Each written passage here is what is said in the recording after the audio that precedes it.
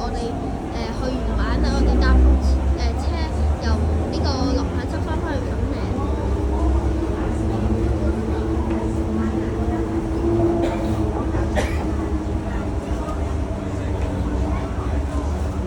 下一站係上水啦。下一站上水，下一站上水。Next station上水。樂意身邊嘅市民至關重要。終於都拍咗呢條片啦。之前有人阻我讓我拍呢條片，所以無奈地就冇得拍，順便俾大家睇下風景。唉，終於都可以睇一陣風景，因為呢個深圳地鐵係始終都係地鐵，但係放喺地底營運。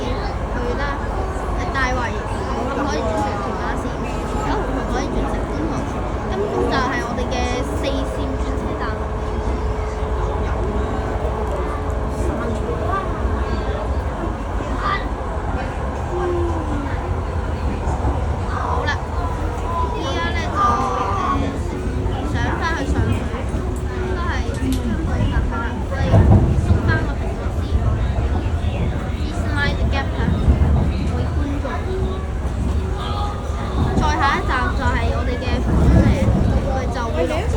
出閘睇下幾多錢啊？知道。我阿媽又提示我喎，話出閘睇下幾多錢喎，咁好睇啫，又係嗰個價錢。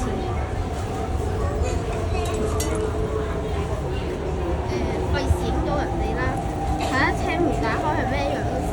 港鐵個個站都係有特色嘅，盡量就唔好影到人啦。但係嗰啲人想俾我影都係冇辦法嘅。上水，啲人係特登，我哋盡量就低啲啦。呢度有個港鐵職員啦，喺度指示人啦。呢度就係嗰啲人啦，仲有呢啲就係熱心嘅服務。佢俾個塔板應該係俾個老人家嘅，啱啱先俾完嘅。上水。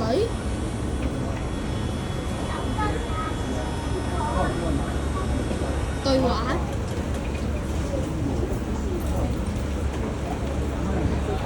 個門都唔知點解要開耐啲嘅，因為有啲提示職員話提示列車即將開出，乘客快啲上車啦。請勿靠近車門，停止學校車門就關閉啦。 Stand back from the train door。依家就關，港鐵加價就好犀利，羅湖落馬洲都係好貴，而呢個機場快線啊嘛 ，Airport Express 最近又加咗價，真係好貴，加價。雖然佢有行李託運服務，但係只限香港嚟九龍。有冇考慮過青衣嗰啲人都要行李託運服務？做呢個博覽館，所以啲人應該唔搭港鐵啩，3個人搭的士仲平啊，每個人88蚊。所以呢個機場快線好貴，仲話咩紅貓車廂就係冇咩吸引性咯。除咗香港同埋九龍嘅居民，我哋睇下先啦。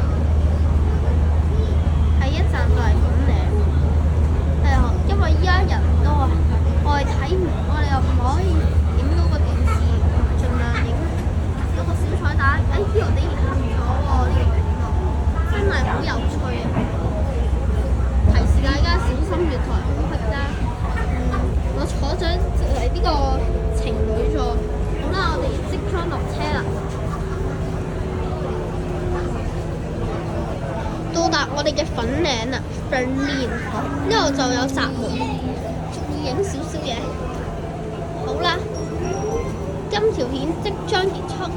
如果中意嘅話咧，就 like 訂閱同埋 subscribe 啦，快啲轉。